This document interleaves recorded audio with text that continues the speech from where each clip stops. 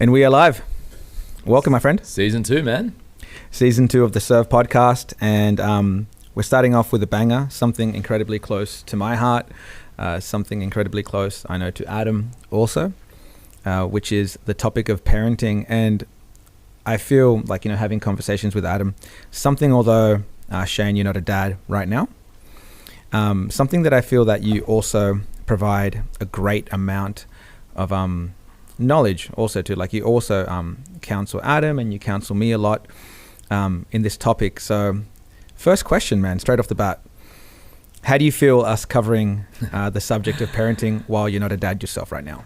Well, I think on the group chat, when we talked about what topics we're going to cover in season 2 and the topic of parenting came up, I kind of felt like almost like a hypocrite. I was like, I can't be telling people, and I don't like ever think about like when you guys come to me with like, just say like any issues that you're dealing with and stuff, like out of love and as a friend, I'll come to you to kind of give you guys assistance, just like you would for me with any other topic as well.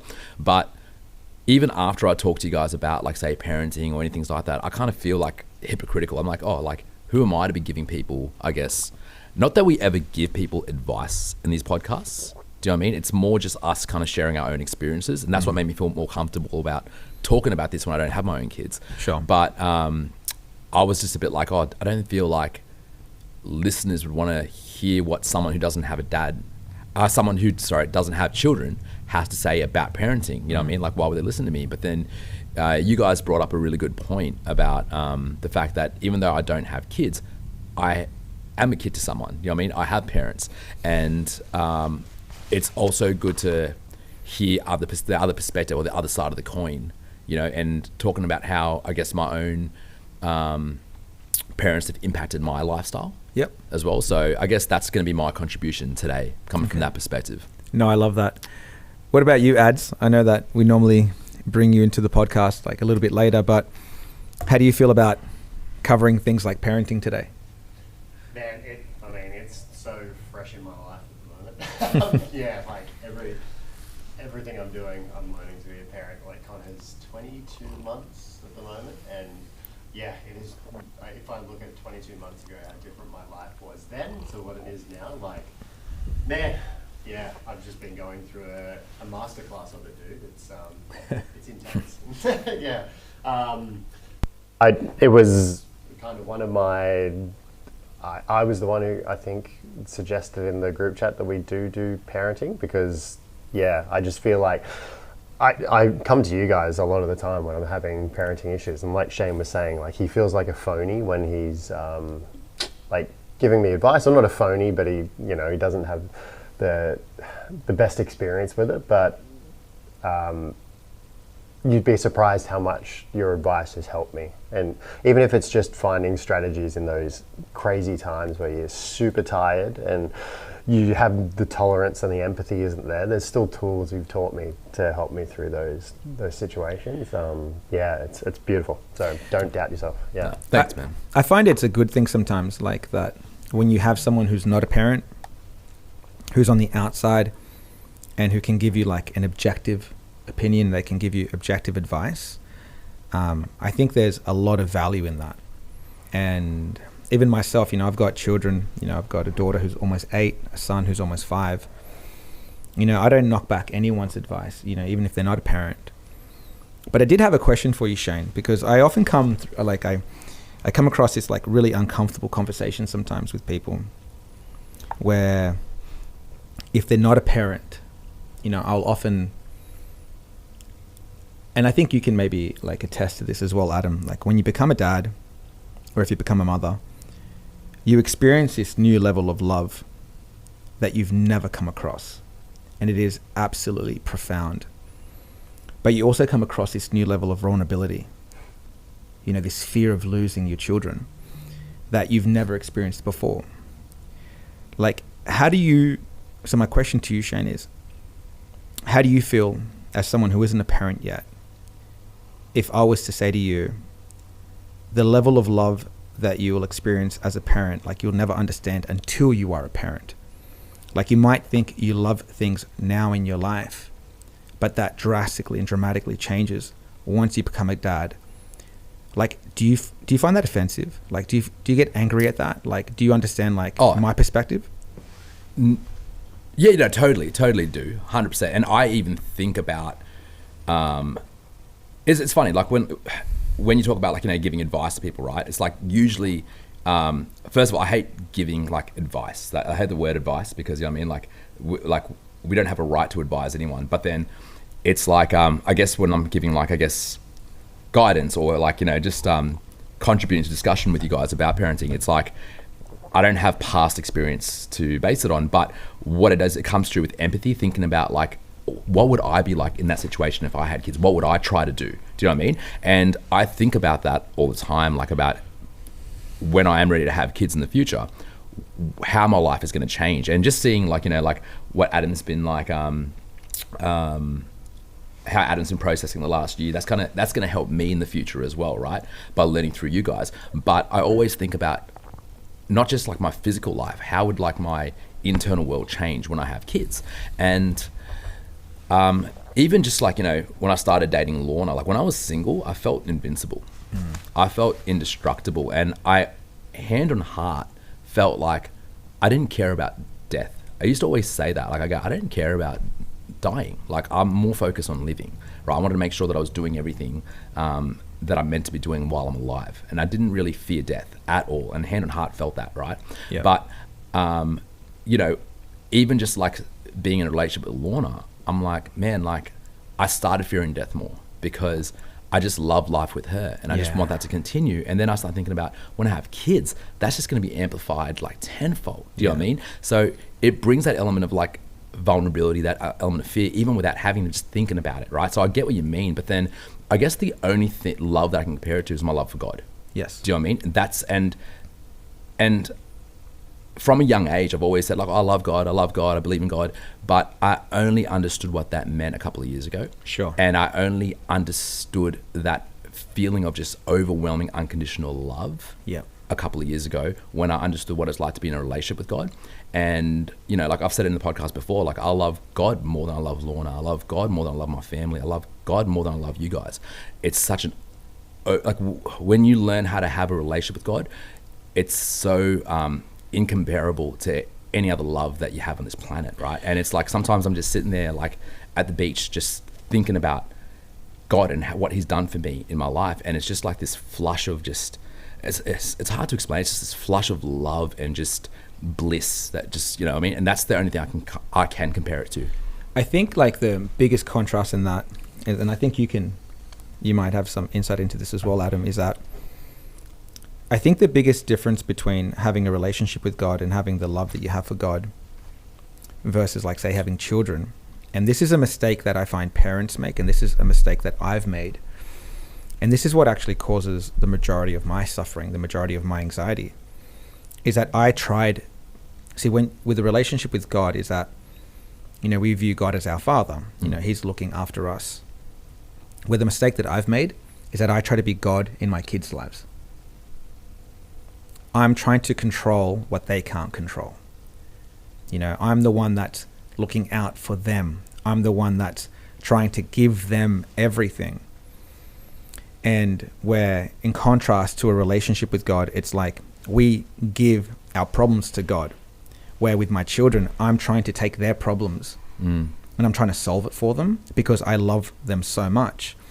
And so, unfortunately, that approach that I've had in parenting causes you a dramatic amount of suffering and pain, because then you do come to the realization is that as much as you love your children, you are robbing them from their own divine moments. You are robbing them from their own suffering because you love them so much. You don't want them to suffer. But unless they suffer, unless they go through things themselves, they're never going to learn. And so, in much of my coaching sessions with Mark, a lot of my fears revolve around essentially the feared consequence is loss. And a lot of it is, the loss of my children. If I was to die, what kind of suffering would that cause my children? What kind of trauma would that create for my children? If I was to die and my children are suffering, I can't be there for them. And so that's where a lot of my anxiety is. That's what the root cause of it is. Do you find that as well, Adam? Like, do you find, like, how do you approach that relationship with Connor now? Yeah, I'd even say that trying to be that person that is always trying to control the situation, it causes more stress on yourself as well, like regardless of, whether you're trying to stop them suffering or whatever. I find that it's the moments that I'm trying to control everything and be the savior of everybody. Yeah. And control every scenario that's going on and take the burden off Collie and take the burden off Connor. They're the most stressful moments. Even last night was a perfect example of that. Like, he's changed to his floor bed a while ago. So we went through that transitional process where he now sleeps on his own on the floor, and he loves it for the most part. But it's also been really great because now, instead of him being in a cot where I can't dive into it or whatever, I had to just pat him on the bum or pick him up to console him if he was sad at night. I can jump in bed with him now. Yeah. And so newsflash, Collie's pregnant again. Congratulations. Thank you very Congrats, much. bro. And so now that baby number 2 is on the way, I've started thinking about it. I know I've already talked to other friends of ours who have got 2 kids, and usually the dynamic is that the dad helps out with the first kid while the newborn's with the mum getting all the sustenance and everything they need from the mother. So I'm kind of already trying to prepare for that. And so almost every night I'll jump in bed with him if he's crying or whatever and lay next to him, and I'll usually just fall asleep. And in the process of being calm and falling asleep, he'll fall asleep as well. Yeah. Last night, however, for whatever reason, he didn't want me. And so I've come into the bed to do the usual thing. He was crying, and so I came to just lay down next to him, and he was like, no, daddy, bye, mum. And in that moment, because I then didn't feel useful to my family, I started struggling in that moment, and I wasn't as calm as what I should be, because I was like, no, I have to make everything fine here. I have to be the one. I don't want Collie to have to get out of bed to come settle him, because what happens when the newborn arrives? She can't be doing that. She's going to have the newborn to look after. I have to be on top of this, and I have to find a way to solve this problem. Whereas then Collie came in and she was just like, it's fine, Ad. I can take this. You go to bed, go back to our room, it's fine. And in that process of that happening and him calming down, he then stopped saying mum, and got to the root of the problem, which was bottle. He hasn't wanted a milk in the middle of the night for a month, but for some reason last night, he woke up and he was like, I just feel like a bottle. But I wasn't helping that situation calm down because I was trying to control everything. And then when Collie came in and she was calmer and it was what he wanted, he then was able to communicate the issue, which was, I'm thirsty and I need sustenance. But that was all me just trying to be that guy who was like, I'm going to save everybody, I'm going to save the day, and I'm going to be here for my family and control everything. Yeah. I needed to just let go of that. And if I had been calmer, maybe he'd have started saying earlier, bottle. And you made a good point. Sorry, Johnny, you can say something. No. You made a good point when you said it stifles the other person's growth when you take control of it, right? And it's and you see it so much, man, especially even I know we're talking about parenting, but in relationships as well, when people try to change other people try to fix other people's problems or issues say 50% of it is from a place of love and selflessness. It's also, at the same time, the flip side of the coin, it's it can also be a selfish act as well, because the other side of the coin is you're doing it out of that fear and worry of things not turning out the way you want it to. And it's like you said, we're playing God, right? And we're not letting things just kind of pan out and letting that individual develop that awareness themselves. Because I know in a lot of past relationships, a lot of people were trying to change me, but I wasn't gonna have that awareness and learn the way that I was meant to learn if I was doing it for other people. You know what I mean? And it's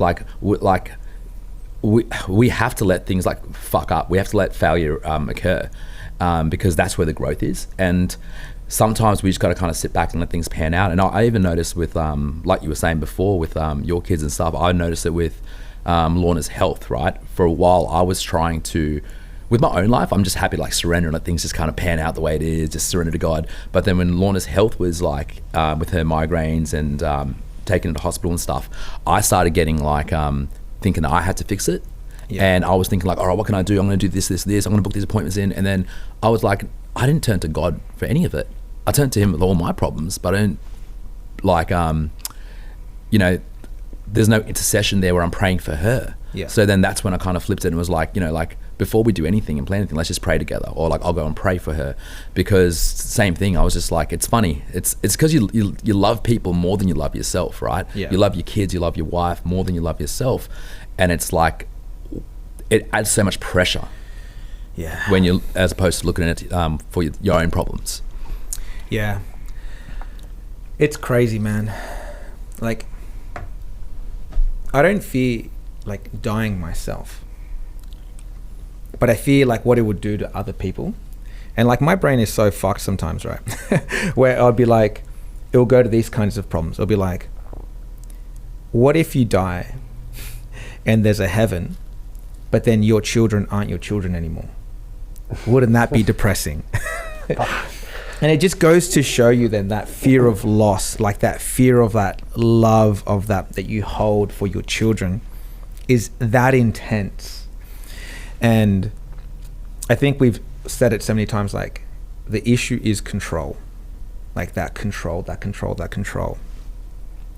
And like, so now what I like to do is that when I do have those thoughts, those concerns, those worries, I try to be grateful. I'm like, well, you know what? At least I got to have children. At least I got to experience that level of love that is so profound, that is so precious. And my job is not to control life. My job is to live life. The rest is up to God. Like, I truly need to give that to God. And I listened to this really beautiful thing the other day, and where this gentleman said, we actually are immortal until God decides to bring us back home. And when it's time for you to go, so this is like my new approach now, it's like when it's time for me to go back home, that's because my purpose here is done. And sometimes that might feel like really confrontational, but because it's like, no, like I need to make sure that they get through life and that they're taken care of and they're set up. But that's not my job. That is not my job. That is not my, like, it's not. And so it's that old school kind of mentality that we bring into it. Like, I'm truly trying to shelter them from life, but me doing that, what I'm realizing is that I'm hurting them. Like, I will be hurting my children if I rob them from their ability to grow through suffering, through pain, through bad experiences.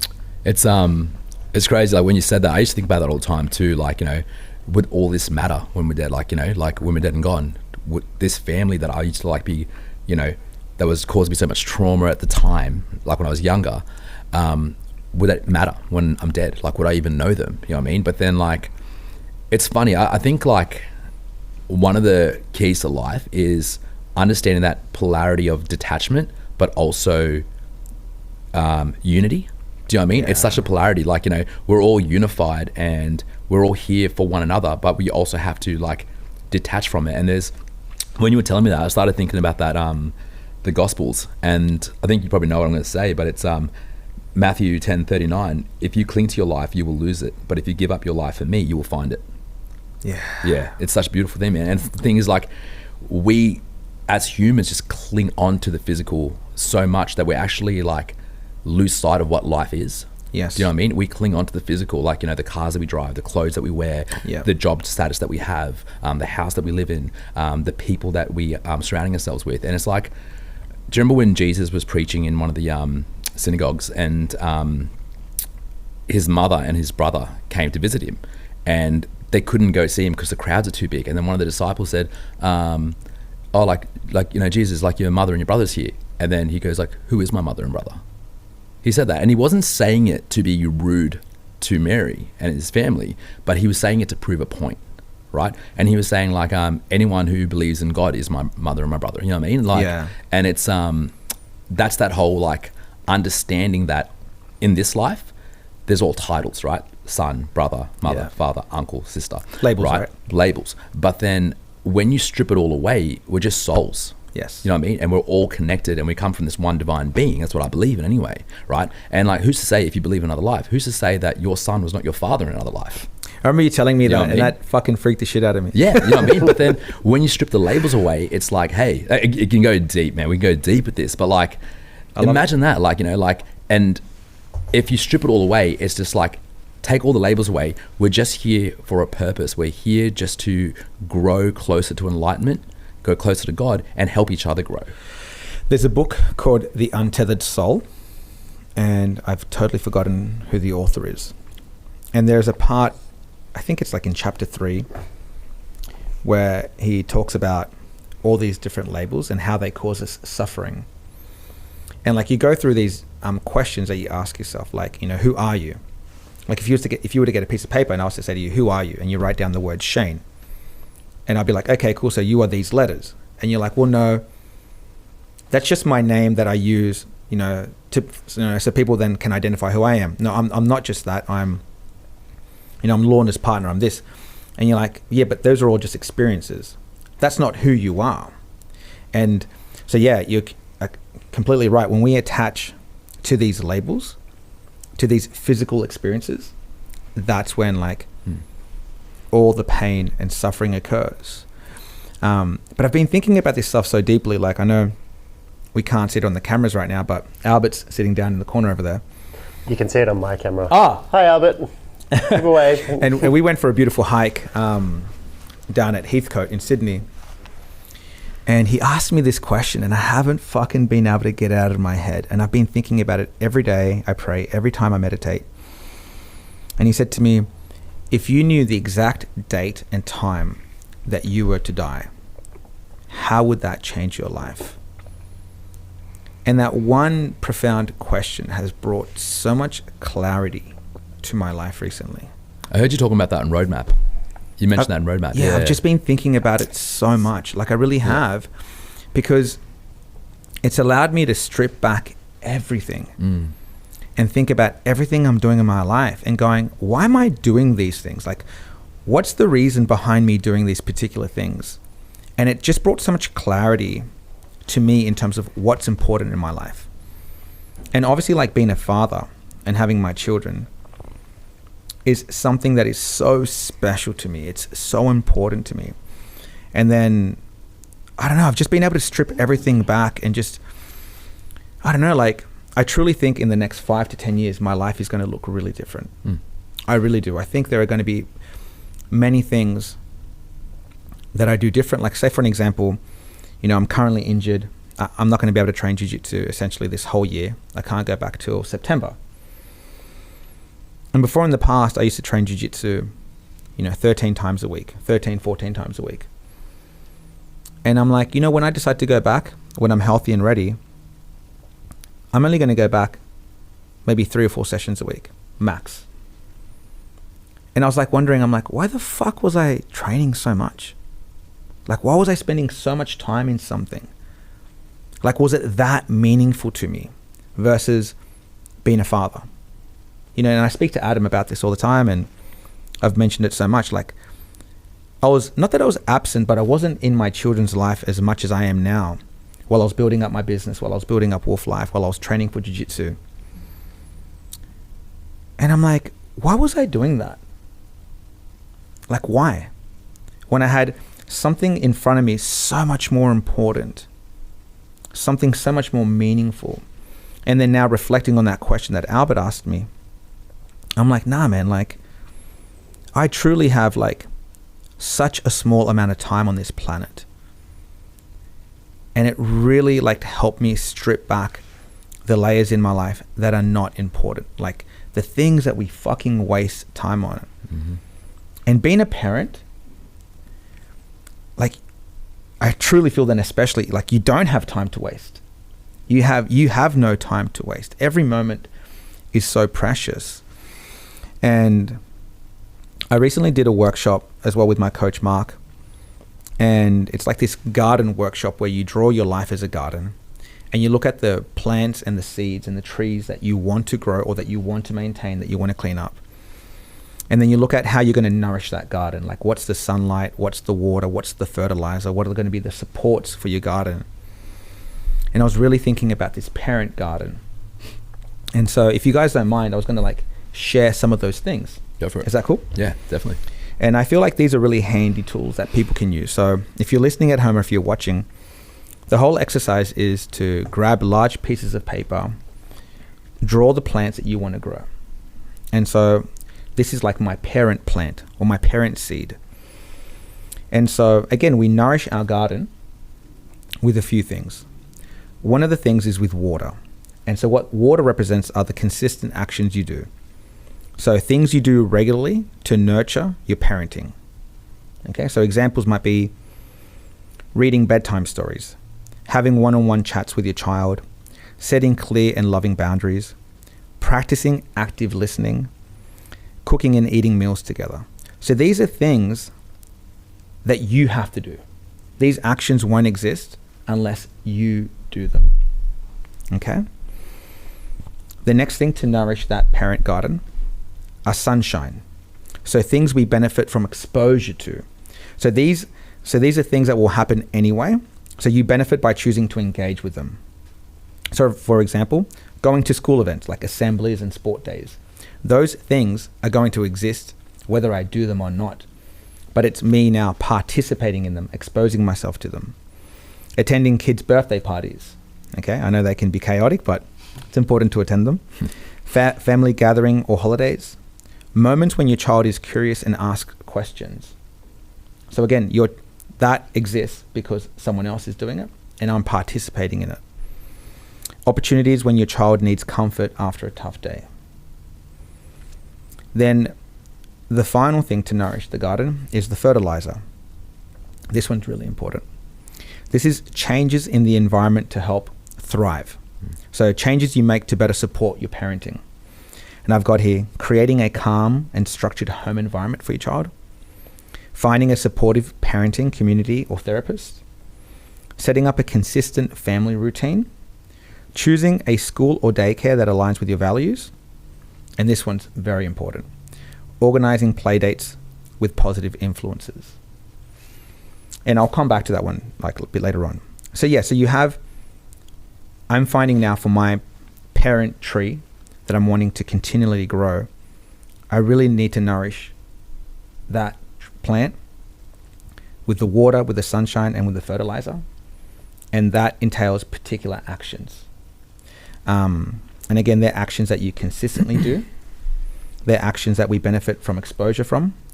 And they're actions as well where we change the environment to help it thrive.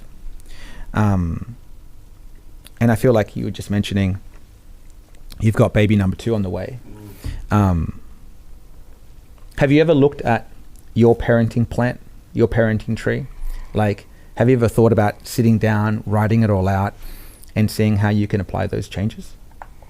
No, like to be honest, like when the last 22 months have just felt like such a whirlwind, going from not having a child to now having a child, and I feel like it's only now that he's starting to talk and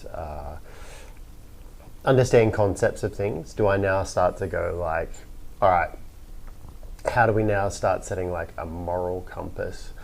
And because he's just a sponge, like, right? Like I'm seeing it so often now that he's just absorbing anything in the environment. And so it's only been recently that I've stopped to actually think about that, because I start going like, oh, even the way I show love to Collie and stuff, like even on our most tired days where we've had no sleep and we can't be, we can't do anything, or we like, maybe we're not the most loving to each other, but we need to still set that example, right? Like I can't sit down and have a conversation with him yet, but I can operate in that environment, and Colleen and I can create that environment, like you were saying, where we show love to each other. Yeah. So he starts understanding the concept of love and how he should be with other people and what a good relationship is and all that sort of stuff. But yeah, like I honestly, it feels like I've come out of a tornado in that first year. It's been such a change to our house that,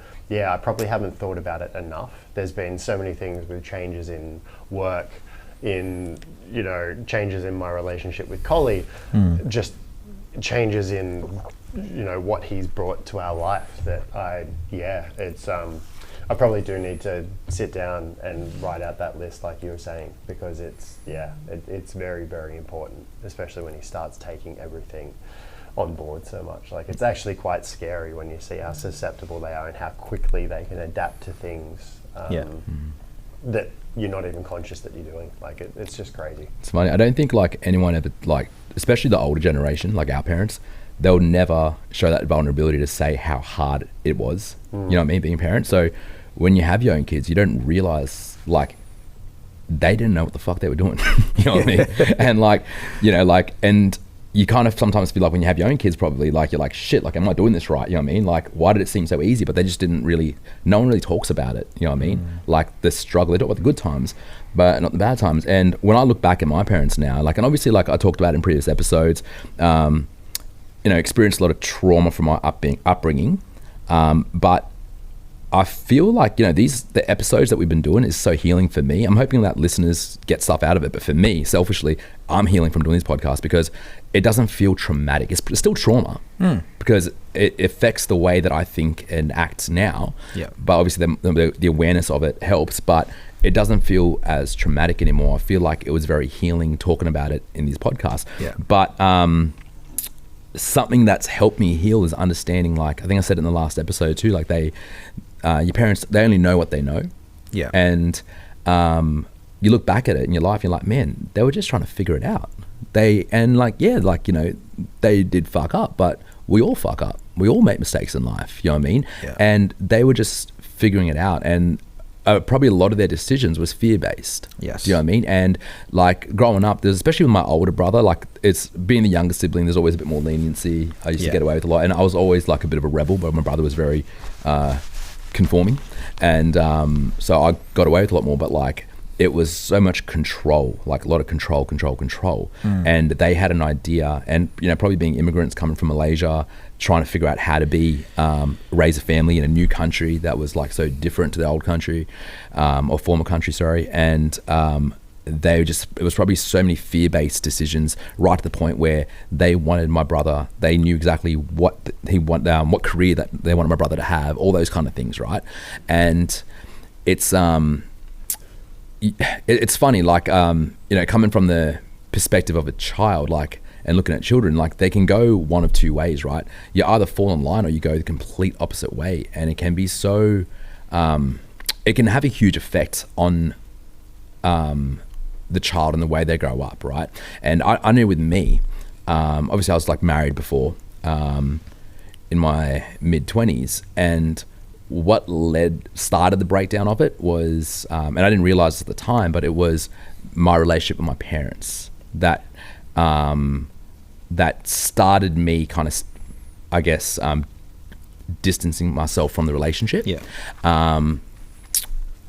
Not saying that's the reason. Like, I did some really stupid actions and just made bad decisions in that relationship. So I'll take full accountability for it. But what kind of like kickstarted the worry in the relationship was my relationship with my parents. And it was coming to a time where I was like, I was just kind of following suit what my family was doing. Like, sure. You know, you're with your partner, you get married, you have kids, you buy a house, whatever. And I was just doing that. And I started realizing, I'm like, man, what part of my life is what I actually want to do, and what part of my life is just being told that I had to do? And I was getting really confused by that, and getting really conflicted. I'm like, am I living a life for other people, or am I living for me? And I was just like in my own head. But unfortunately, I couldn't process stuff and couldn't have the awareness that I have now to handle that situation. So in fight or flight mode, I would just shut out and just disconnect, right? Yeah. So I wouldn't be able to talk to my ex-partner at the time about what was going on in my head, because I didn't know what was going on in my head. Yeah. That the conversation wasn't happening. It happens now when I reflect on it, but it wasn't happening back then. And it came to the point where I was like, okay, my brother, my cousins, they're all married. Yep, I've done that too. They all have a house. I've done that too. Next step is having kids. Yeah. And that's when it scared me, right? Because then I was like, that's permanent. And I'm like, and up until that point, I was talking to my partner about, yeah, I'm cool. I want to have kids. But then I realized, I'm like, do I actually want kids, or am I just doing what my family's told me to do?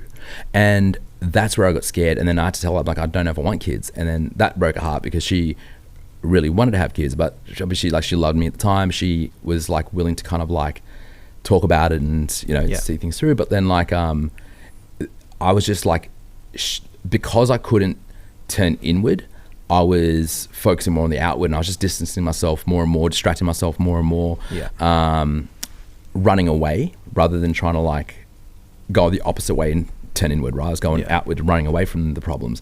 And I realized I'm like, I didn't want to have kids because I was scared that my kids would grow up hating me the way I hated my dad. Yeah. And that scared me. And I was like, I didn't want to, you know, have a 20-year-old child, fast forward 20 years, that hated me the way that I hated my dad at the time. Can I ask, one of the reasons why I wanted to do this podcast on parenting today and your fears on it, I remember when we first started hanging out, you were still in that mindset where when you'd mention kids, you would say, you know, I don't really want kids or whatever. But then somewhere in those years, you've now changed to, I noticed you just said it then, where you're like, when I have kids one day, you've changed the switch from like, I don't know if I want kids or whatever, to when I have kids. Was it meeting Lorna and sort of understanding that relationship there and sort of being like, this is an environment that I want to raise kids in? Or was it seeing people like myself and Johnny with kids and being like, I kind of want what they have? Like, what was the switch for you that made that change? Honestly, it wasn't directly Lorna. I'd say it's indirectly Lorna, because she, like the way that she speaks to me about like family and like my parents and the synchronicities that we had with our own families, the conversations helped me with the healing. But just like conversations that we have about like stuff helps me heal as well. But it was nothing outside of me, it's everything inside of me that helped heal that perception of kids.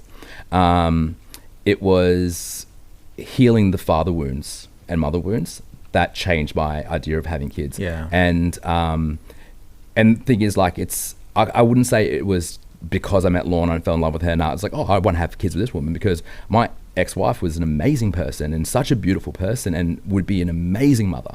Do you know what I mean? So it wasn't because I didn't want to have kids with her. It didn't matter. Even if I was with Lorna 15 years ago, I'd have the same issue. I wouldn't want to have kids with her, because it was all the problems were inside. Internal. Yeah, it was all in there. And then it wasn't until I actually, I thought that I'd gotten over the whole thing with my dad, but I had just, again, like I was doing my whole life, sweeping under the rug, right? And in previous episodes, I talk about Kundalini energy, and it's energy that's just stagnant, because everything's energy, even thoughts, right? Thoughts are energy. So when you suppress thoughts, it has to go somewhere, because you can't get rid of energy. You know what I mean? It has to go somewhere. You can only transform energy.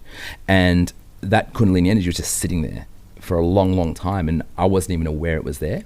And because I would just like avoid my dad, but not to the point where I knew I was avoiding him. I'd still say hi to him. Like if I see him, I'm like, hey, how you going? That was it.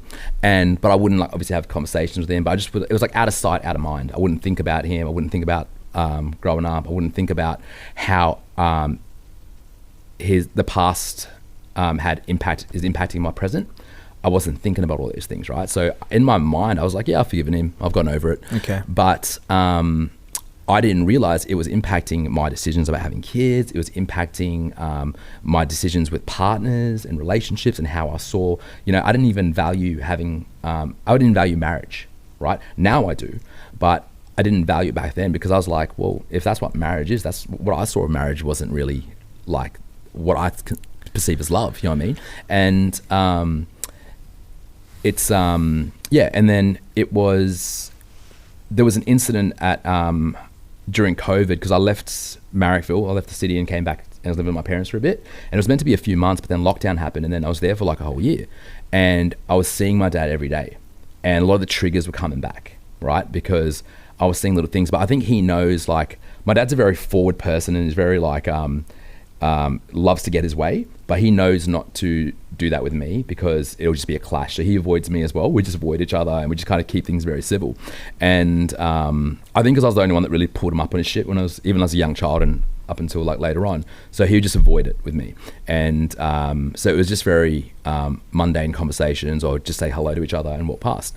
But there was one night where, and I don't want to air dirty laundry or anything, but like there was him and my mum got into a fight, and it was like a switch for me, because the moment I hear him yelling, it just brings back memories of when we were younger, when the verbal would become physical, and it was a switch. And then like I just got up straight away and I got in a big fight with him, and I was just like, I don't know where that rage came from, but it was sitting in there for decades, and it was just like white hot rage. And I ended up moving out, and just I was like, at that point I was just like, I grabbed Luna, I grabbed my dog, and I just got in the car, and I'm like, I don't care if I live in the street, I just want to be away from this fucking person. And that's when I was like, nah, I'm just cutting him out completely, like fully cutting him out, no highs, buys, nothing, like, because it was just constant loop where something would happen and I would cut him out, and then I'd be guilted into like, oh, like he's your dad, or like, you know, it's his 70th birthday, you got to be there. And I'd come back, and then it was just a constant loop, right? But then and I refused to forgive him. I was just like, nah, cutting him out. And we were talking about forgiveness before, and it was like, you know, when you are choosing to not forgive someone, you have to hold on to anger, you have to hold on to thought, right? Because you have to remember why you're not forgiving them, and that's only doing harm to you because you're storing that inside you. And anyway, I remember like I was just so angry, and I was just getting on with my life. I was like, you know, I'd go to jiu-jitsu, hang with you boys, and life was good. But I'd be just doing yoga, and at the end just doing the shavasana, just laying there, and all of a sudden I would just feel anger and rage, like just out of nowhere, right? I've been meditating, all of a sudden I just feel so much fucking anger and rage, and I realized, I'm like, shit, this is just still sitting here and it's just storing in here. And that's when I realized I got to do something about it, and like I got to forgive him, not for him but for me, right? And then that's when I started really reading the Bible properly and learning about, like, you know, forgiveness and all this and all that as well. And it's like, there was one passage in the Bible that I think the Pharisees were trying to like trick Jesus, as they were doing all the time, and like there was a prostitute, or I think she was a prostitute actually, and she was there, and then they were saying like, oh, like, you know, how can you let her be in the crowd? You know, she's a prostitute. And at the time they had to stone them and kill them, and they were like, oh, we, like, you know, like for adultery. Yeah, for adultery, like, you know, like how can you let her be in the crowd? And then Jesus said like, all right, let he who is without sin cast the first stone. And they all looked at each other because they realized they're all fucking sinners. Do you know what I mean? And like that passage really, really helped me understand, like, and empathize with my dad more. You know what I mean? Because he was, maybe he spent a lot of his life not having the awareness, the self-awareness to understand and ask himself, why do I do this way? Why do I project this way? You know what I mean? And then I started looking at the other side of the coin and be like, hey, like, you know, thank you, God, for blessing me with self-awareness and understanding that. And then I went deeper into it. I'm like, would I have the self-awareness that I have now if I didn't have him as my father? Because at the time I was so repelled by him that I just wanted to be nothing like him. So I worked so hard to be different. But then in a way, he still parented me and fathered me and made me who I am today. And he probably has the biggest influence out of anyone in my life. You know what I mean? And in a way, like in some weird way, I'm really grateful for that, you know? And that goes back to what we talked about at the start of the episode. Like, you know, what, like when we're dead and gone and we're just all souls, would I be sitting in heaven thanking him? Being like, hey, like, you know, you played your part perfectly. You know, you actually parented me the way God intended. You actually did what you were meant to do, because it shaped me into being who I had to become. You know what I mean? In a very morbid, twisted way and a roundabout way. And that's why I start thinking, like, you know, in this world, there's no enemies, there's no friends and enemies. We're just all souls that are just playing a part to help each other heal and heal ourselves. Yeah, that's so well said, man. See, I often, like, I find that our parents had their challenges. Like, they had their ways to raise us. You know, in my household, it was all about, you got to work hard. You can't be a lazy shit. If you want something in life, you got to earn it, which has its truth. Yeah. You know, you have to go to university. You don't want to be a bum. You know, you got to go do this. You got to secure your career. So that was like our parents trying to help us, you know, really wanting the best for us in our lives. And then it's our job then to take, you know, to be objective about that and be like, okay, like, what were they trying to do? What were they trying to do with that parenting style? And what can I do with that now? And apply it, but maybe approach it without so much fear, without so much judgment, but more with love. Like, hand on my heart, I don't give a fuck if my kids go to university or not. I'm telling my children, do what makes you happy, but do something. Like, don't just like sit at home all day and fucking eat corn chips. Like, you have to do something with your life, but do what makes you happy. Like, chase the things that you are interested in, the things that you are passionate about. Because I just feel like our parents really wanted the best for us. Like, they really wanted the best for us. And so their challenges were different. Where now as parents in this day and age, we've got very different challenges. You know, like, I feel bad for mothers and fathers now, because I feel like a lot of the times it also now feels like a big challenge that we have is it feels like it's a competition. Yeah. What clothes is my kid wearing? What's the first car I'm going to buy my child? You know, what private school am I sending him to? It's like a massive fucking dick flex. Even social media. Social media, I was going to say. All these social media parents who are telling you how to do it. And you go like, what PhD do you have in like childcare? Who are you to tell me to do it? And what like works this? for you might not work for the other person, right? And like, say for an example, like, like you see all this social media pressure now, and it's like, this is how you should parent. You should do this, you should do that. And like say for an example, like, it's frowned upon, and I agree with it. Like, you shouldn't hit your children. You shouldn't smack your children. But I feel like at the same time, and I genuinely mean this without any judgment, because in the past I've been guilty of this. But I honestly ask you boys, walk around the shops, walk around MacArthur Square or whatever it may be, and go to cafes, or look at kids like in their strollers, and see if the parents are on their phones. See if they're giving their children a device to sit down and eat food. We might not hit our children anymore or smack kids, but we are destroying them in even worse ways with technology, with devices. And it's something that I'm so passionate about, because, see, we used to like give Izzy like an iPad or an iPhone to sit down to have, like, if we went out for dinner or for lunch as a family, or even Conan. And I think it was like 2 or 3 years ago, we went away for New Year's Eve, and the kids were just absolutely like so naughty. But we realized, me and Rose, we reflected and we're like, I think it's the devices. And you know what? If we can't go out and have lunch or dinner without us needing to give them a device, then we fucking shouldn't go. We decided to become parents. We chose.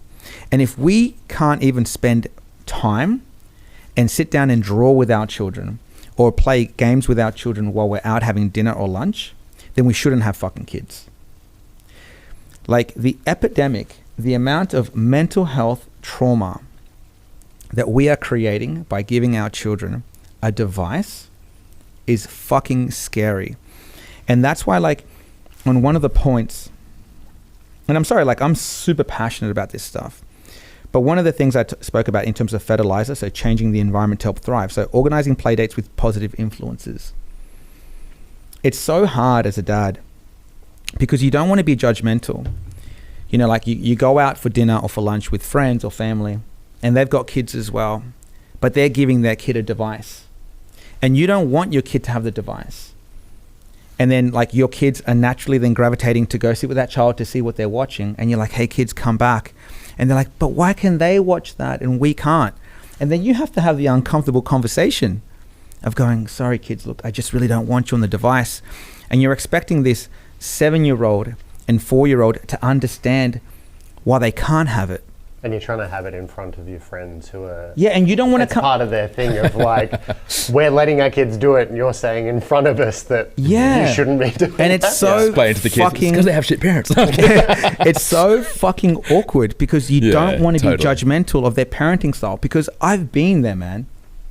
I've been guilty of that. And so, like, that's why it's about, like, setting up the environment. So, like, when I get home, I leave my phone in the car. After I get home from work, I leave my phone in the car. Or if I have to have my phone on me, I have this thing with the kids where I'm like, hey guys, if daddy's phone doesn't ring or a text message doesn't come through, if you catch me on the phone, you have to tell me, Daddy, no one's called you and there's been no message. You shouldn't be on the phone. And I'm like, and they've done that to me a few times now. And I'm like, guys, you are 100% right. I'm like, why shouldn't daddy be on his phone? Yeah. They're like, because it's not good for your brain. It's making your brain mush. You should be spending time with us. Like, and when your own child says that to you, you're like, fuck. Yeah. But at the same time, I'm not ignorant to the point. Like, I understand our children are being raised in a completely different generation to us. That technology is part of their life. They are going to need a phone one day. They are going to need a social media account. It is just part of life. Yeah. There'll be a day where schools won't even have pens and books, man. Yeah, and like, so it's a matter of like merging your values with that and teaching your children from a very young age. This is a tool. This is a tool that it can go either way. It's like a car. You can use it to get from A to B, or you can use it to fucking destroy your life and kill you. And so as parents, like I would ask like parents to do some research. Like, look up the effects of technology on young children, from little babies, from little kids, and then even look up the dangers and the issues it will create for your teenagers. Then I also ask parents to be aware. Do a mindful exercise where you reflect on your own behavior. How much do your children see you on your phone? Like, it's so fucking depressing, man, walking past cafes, seeing like, you know, a mum on her phone, a father on his phone, and then the fucking child on their iPad. And I'm like, what the fuck are you guys doing? Like, you are literally like destroying yourselves. Yeah. And again, I don't say this from judgment. I say it from experience, because I was guilty of this too. And so we're turning our children into junkies. We literally are. Yeah. And it is so sad because, again, we have a very finite amount of time on this earth. And we are drowning ourselves in technology. And we are just throwing our life away. And although we may not smack our children anymore, we are causing so much damage by just giving them devices. Yeah, Colleen and I have been very conscious of this since the day Connor was born, because we picked up on a few of those things too. I think I heard someone say about how do you think it feels for your kid to look up from like that low angle and they can't see your face because there's a phone between you and them. And I've had that image in my head ever since. And so if I ever do need to jump on my phone, say it's one of you boys texting about what we're going to do for this or whatever, I'll try and hide it if I absolutely have to. But I think there's just little things you can do, right? That like, for instance, Connor, he's already got our love for music. And he loves listening to music, like the Wiggles and stuff, and we'll have dance parties in the living room and stuff, and it's beautiful. Man. But the music comes from our phones. So instead of using the phone to control everything and letting that sit there to play music, we just bought him a little JBL speaker or whatever it was. So the speaker is the thing that makes the music. Yeah. And he just knows to say to mummy and daddy, I don't want this song, I want another one. And then we'll like flip it out, skip the song, but it's the speaker that is the entity that brings the fun and enjoyment. It's not coming from the phone. Yeah. The phone is not the thing that you need to have fun right here. It's just the tool, right? And so he's already getting that. But we went through that thing when Connor started needing to be entertained more. We used to go to breakfast all the time as a family, just the three of us. Shout out to Leaf Cafe. That's kind of everyone knows if they need to find us, they can probably go up there and we'll be there. But yeah, we used to go there when he was a kid, and you could just either like put him in the pram and he wouldn't move very much and he didn't need entertainment, or we'd put him in his high chair and he didn't need stimulation and entertainment. But once he passed that threshold of like, what was it, like 9 months, and he started needing entertainment, we started going like, why are breakfasts so fucking hard now? Like, why it feels like we're working. It's not a pleasant thing. And we started going like, how do other families do this? And then we did what you did. And we started looking around Leaf, and it's like, oh, there's a mum with her kid. The mum's on her phone while the kid's watching something on their own tablet to keep them distanced. And we went like, oh, it's hard because we're refusing to take that easy approach to just stick a screen in front of him. And so I remember one time where he was... But that is parenting. Yeah. Deciding not to take the easy approach and to spend time with a child. Like, that is being a parent. Sorry. Our solution was to... I ran down to Coles, to the stationery section, and was like, what colouring in books are there here that I can do? So I just bought like a cheap colouring in book with some koalas and stuff in it. I bought like some pencils, ran back there, and as a family, we started colouring in like the thing, and he started saying koala, and it was this fun little thing. But all that happened just because we were like, no, we're not going to do that because it's the easy option. There's other things we can do here. Yeah, man.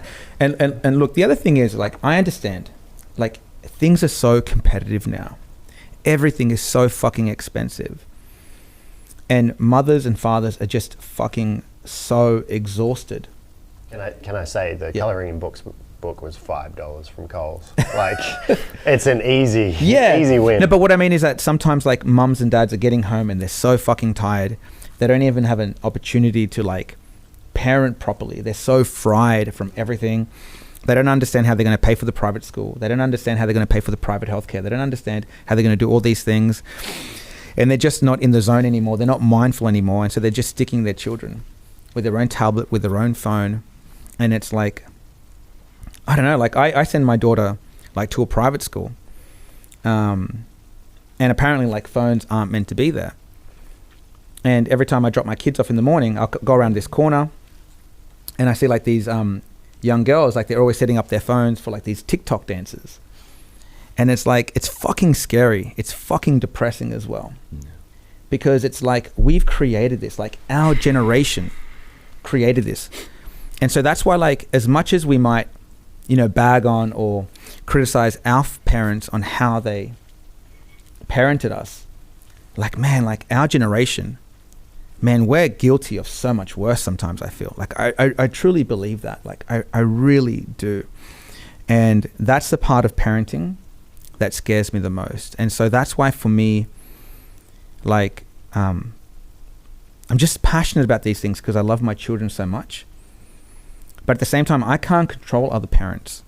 I can't go to them, hey, can you not take your device out and give it to your child because then my child wants to watch it? But at the same time, I still have a duty. So I go up to my kids and I'm like, look, guys, I know they might have a device with them right now, but they've got some awesome books up here. You know why I don't want you guys using this device at breakfast. You know why I don't want you guys on this at lunch. Let's go get some cool books. Let's go see what they have. And that's my role as a parent. Or I'll literally sit down. We'll take like board games. We'll take Uno. We'll take Conan's like Hot Wheels.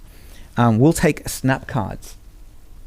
And if that's a disturbance to other people, too fucking bad, man. Yeah. Like, I have a job as a parent. And you know what? If I can't go to a cafe because, you know, I have to give my child a device so they're not annoying, then I fucking won't go. Just don't go. But remember, like, you chose with your partner to be a parent, and that comes with an immense responsibility. It really fucking does. Yeah. And, you know, like, everyone on this planet's a leader in some way, right? We're all leaders. We're like, if you have any kind of influence on anyone in your life, you're a leader, right? And like, being a parent, it's like the ultimate leadership role, right? It's probably the most pivotal leadership role you'll have on this planet. And the thing with leadership, though, is that you're not going to be liked by everyone if you're a leader. No. And people will judge you. People will critique you. People will be against you if you're a good leader. And when, like, if you think about all the good leaders in life, including Jesus Christ, right? Well, look at people like Nelson Mandela, all these other leaders, Martin Luther King, they always had opposition. They always had people that disagreed with what they did or didn't like what they did, right? But a lot of that opposition comes from, again, people's own insecurities, right? Yeah. And it's like, if they don't like what you're doing and how you're raising your kids, it's probably because they have that challenge within themselves, you know what I mean? And it's even with your kids might be upset with you as well, right? But again, being a good leader, it's like, are you just kind of like feeding what they want now, or are you thinking about the long term? That's what good leaders do. They don't just think about, oh, what feels good now, what appeases the five senses now. They're thinking, what's going to be good for the long term, right? And you're basing your decisions on that, which is, again, linked to your morals and values. And the thing is, there could be like a group, like a table, and people might be like judging you or getting like upset with what you're doing. But there might be one parent that sees you, right? And you're taking on that leadership role with your kids, and it might impact them. So out of the 5 parents that are sitting at the table, or 6 parents sitting at the table, you might be impacting that one person. Yeah. That's what matters. Man, I think with children, it's the same thing what's good for us. You know, my wife is, huge on this. It's that children need to be outside. Children need to be engaging in a community with other kids, like actively playing. Children need to be doing sport. They need to be doing multiple things. What they don't fucking need is their own device. What they don't fucking need is you sticking a screen that has been designed and with programs and applications to make them addicts. Yeah. While they're meant to be mindfully eating.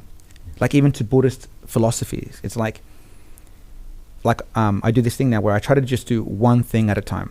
If I'm eating, can I just sit down and eat my food without going on my phone? If I'm washing the dishes, can I just wash the dishes? Do I need a podcast in the background? Do I need a TV show on the screen while I'm washing? Like, do one thing at a time. Yeah. Like, pass on these principles and practices to your children. Yeah. But it's just sad to see. But you know, I was like, I remember having like coffee with a lady, and she had her kid with her as well, and I think like I didn't even like think anything of it when the kid had the iPad, but then she felt like she had to explain to me why the kid was having the iPad. So I think it was like a bit of like insecurity in her. And she goes, oh, like, like I know it's bad, but like I just give it because sometimes it's just like it's stressful and I just gotta like distract him. And I was like, oh, okay, cool. But I didn't, just no judgment of us. You do you. Like I can't say when I have my kids, I don't know what I'm gonna do with them. Obviously I'll learn through you guys though. But that's the thing. You're not just teaching them to not use technology. Like you said, it's an addiction. You're teaching them how to avoid addiction. You're teaching them about moderation. You're teaching them about presence. It goes past the iPad. You're teaching them these life skills that they can apply to other settings, right? And I was talking, like, you guys know I'm a bit hungover this morning. Like I came in here looking dusty, had a little nap on the couch. But well, you guys are setting up. But there was a time where I was drinking, like I was telling Adam before, like from Wednesday to Sunday. Yeah. Right? You know, that helps. Good old days. But I gave up drinking for a year because I realized, hey, like I need to see if this is a problem. Because if I can't stop, then it's a problem. Do you know what I mean? If I can't say no to it, then it's a problem. So I stopped drinking for a year, and then I realized, I'm like, oh, like, I do love having a beer with my mates. I do love having like a whiskey every now and then. But why was I doing it from Wednesday to Sunday? You know what I mean? Like, why was I drinking every night?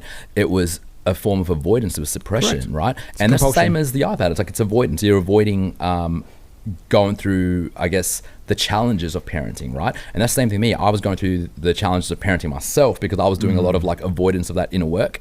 So the drinking was suppressing. It was like a numbing or avoiding. I haven't helped you in your framing today because that Seb's drink cart is right in the back. But it's also one of those things, though, man, where like, and like just like one final point on this, and we wrap it up. And it's about judgment, right? Mm-hmm. So I try to now practice non-judgment. I used to think that non-judgment was you not judging someone. What non-judgment is understanding the difference between when you should judge something or not. And so for an example, if I see a parent and they've got their child on a device while they're having breakfast or lunch, I'm not judging them as a parent. I'm judging that action. I'm not saying you're a shit parent. I'm saying that action of you giving them a device is not a good idea. That is not a good thing to be doing because it harms them. So I'm not placing judgment on them as a shit person. It's like, if someone cuts you off in traffic, you can say to yourself, hey man, like that wasn't a really nice thing to do. The judgment starts to happen when you be like, that person's an asshole, what a piece of shit, I can't believe they did that, fuck them, they're probably like this at home. That's the judgment. We can separate it by judging the action and going, like if you see someone go and punch an old lady across the road, that action is horrible. that's the non-judgment. You are judging the action, Yeah. but not the person themselves. It's like we talked about at the start, labels, right? As soon as we put the labels onto it, that's where the pressure and judgment comes in. But it's the action. Yeah. But boys, this topic is like so close to my heart as being a father to 2 beautiful children. I feel incredibly blessed as well, having such a beautiful wife who spends so much time with our children. And again, like, you know, Adam being a new father relatively, I learned so much from him as well. And Definitely. Shane, even you, man, like you're saying, you might not have children, but you bring such an objective approach to it, such a beautiful approach. And I learn a lot from you as well, my man. But thank you, man. Can I was just going to say before we go, one of the big things that helped me through like these stressful times of being a parent, and I hear from parents that like the challenges never go, the challenges just change. But I saw a quote, I think it might have been the day Connor was born or somewhere very close to it at the start of my parenting journey. And it's just been great to have sitting in the back of my mind. And the quote is, being a parent is easy. It's doing anything else that is hard. And I try and bring that into my life because I think about it in those times that I'm struggling.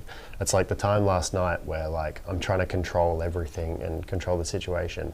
But if there's a time where like work's stressful, or like I can see the laundry's building up, or I feel like I have to be doing this thing or whatever, but it's sitting in front of me is just a kid who wants, you know, is spending a day with his dad. I think make the conscious effort to be a parent because it's so much easier on yourself. And you'll just enjoy the process so much more.